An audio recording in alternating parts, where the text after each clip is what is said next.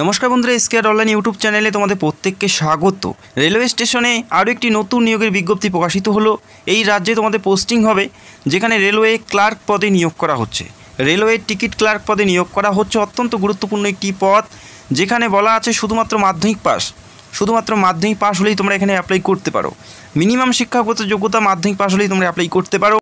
নিজের রাজ্যে পোস্টিং হবে। তো ভিডিওটি সম্পূর্ণ দেখো এবং জানিয়ে রাখি, মাধ্যমিকের পাশাপাশি যারা গ্র্যাজুয়েশন বা উচ্চ মাধ্যমিক করেছো তোমরাও এখানে অ্যাপ্লাই করতে পারো। আর অবশ্যই তোমাদের বেসিক ইংলিশের উপর একটু নলেজ থাকতে হবে। এবং এখানে বলা আছে, যখন অ্যাপ্লাই করবে অবশ্যই তোমাদের অ্যাপ্লিকেশন ফর্মের সাথে তোমাদের শিক্ষাগত যোগ্যতার সার্টিফিকেট অবশ্যই দিতে হবে। যে শিক্ষাগত যোগ্যতায় অ্যাপ্লাই করবে, উচ্চ মাধ্যমিক হোক বা মাধ্যমিক, সেই সার্টিফিকেট অ্যাপ্লিকেশন ফর্মের সাথে তোমাদের জমা করতে হবে।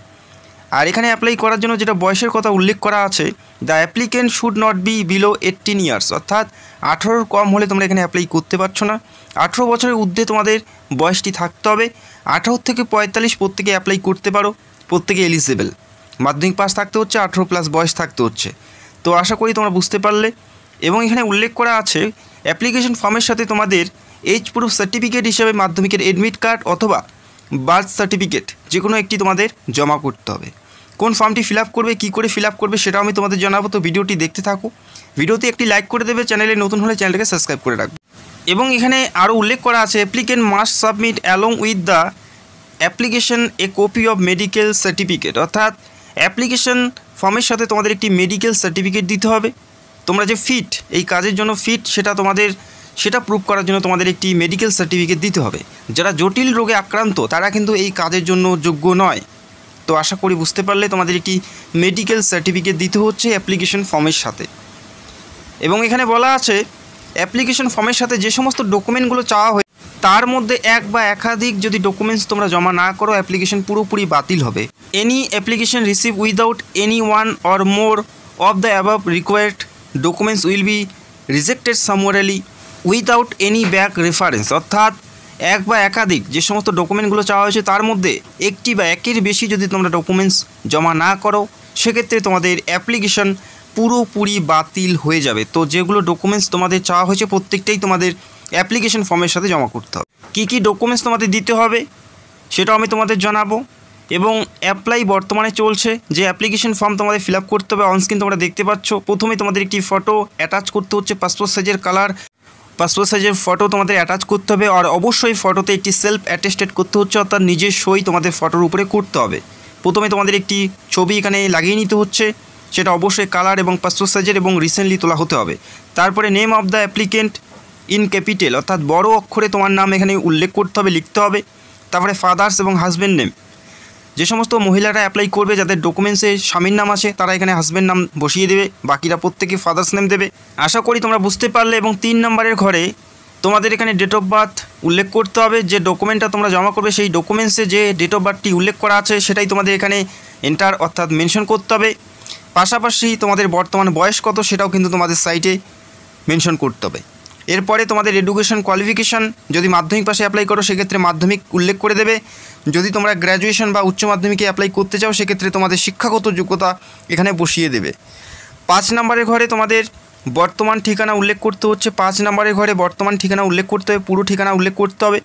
পাশাপাশি একটি রেসিডেন্সিয়াল সার্টিফিকেট এই ফর্মের সাথে জমা করতে হবে। সেটা প্রধান বা কাউন্সিলর অথবা গ্রাম পঞ্চায়েতের কাছ থেকে তোমরা পেয়ে যাবে সেই রেসিডেন্সিয়াল সার্টিফিকেট, সেটা অবশ্যই অরিজিনাল দিতে হচ্ছে।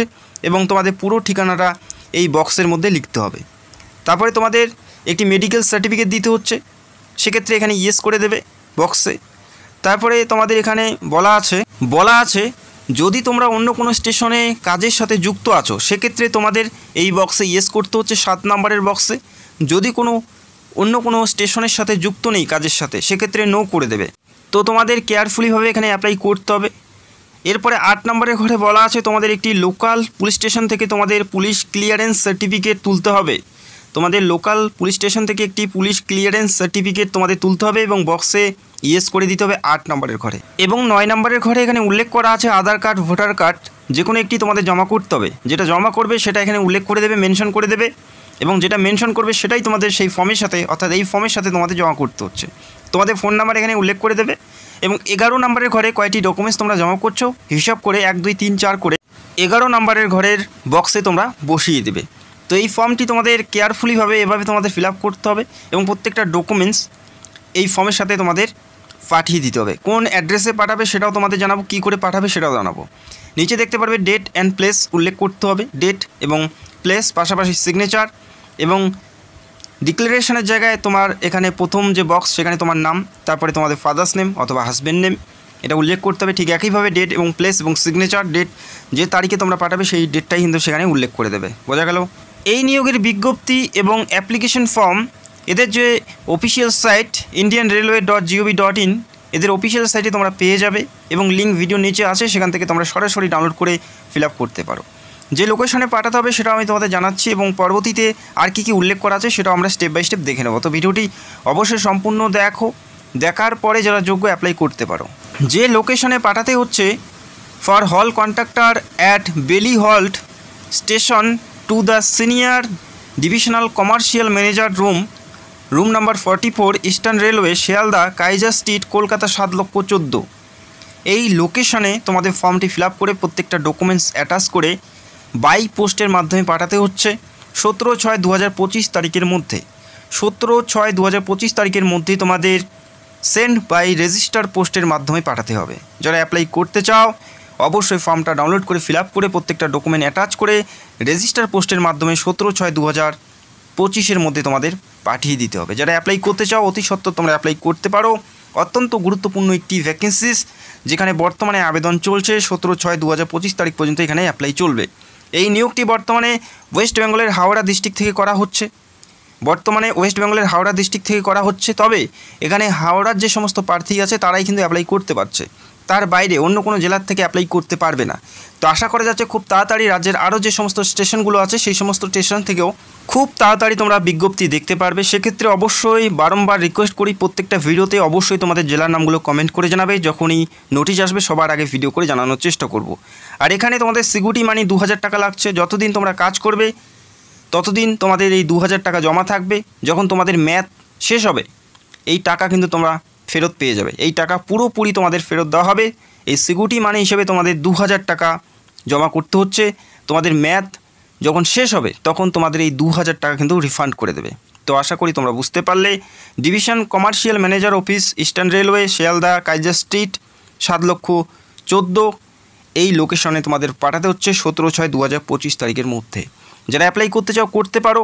এবং জানিয়ে রেখি এখানে যে ম্যাথ কতদিনের ম্যাথ থাকবে সেটাও আমি তোমাদের জানাচ্ছি। এখানে প্রথমেই তোমাদের 5 বছরের জন্য নিয়োগ করা হচ্ছে, 5 ইয়ার্স। তার পরবর্তীতে আরও 5 বছর তোমাদের এক্সটেন্ড করা হবে এবং পরবর্তীতে যদি তোমাদের পারফরমেন্স ভালো থাকে সেক্ষেত্রে আরও তোমরা দীর্ঘদিন যাবৎ এখানে কাজ করতে পারবে। As a railway ticket clerk helper পদে তোমরা কাজ করতে পারবে।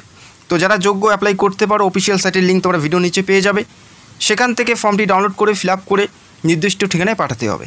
যারা অ্যাপ্লাই করতে চাও করতে পারো। যদি তোমাদের কোনো প্রশ্ন থাকে কমেন্ট করো, অবশ্যই রিপ্লাই দেওয়ার চেষ্টা করব। এবং যারা চ্যানেলে নতুন দর্শক চ্যানেলটাকে সাবস্ক্রাইব করে রাখবে এবং তোমরা কোন জেলার থেকে ভিডিও দেখছো কমেন্ট করে জানাবে। তোমাদের জেলায় তোমাদের স্টেশনে যখনই নিয়োগ প্রক্রিয়া শুরু হবে সবার আগে ভিডিও করে জানানোর চেষ্টা করব। তো ভিডিওটি দেখার জন্য অসংখ্য ধন্যবাদ। Thank you so much.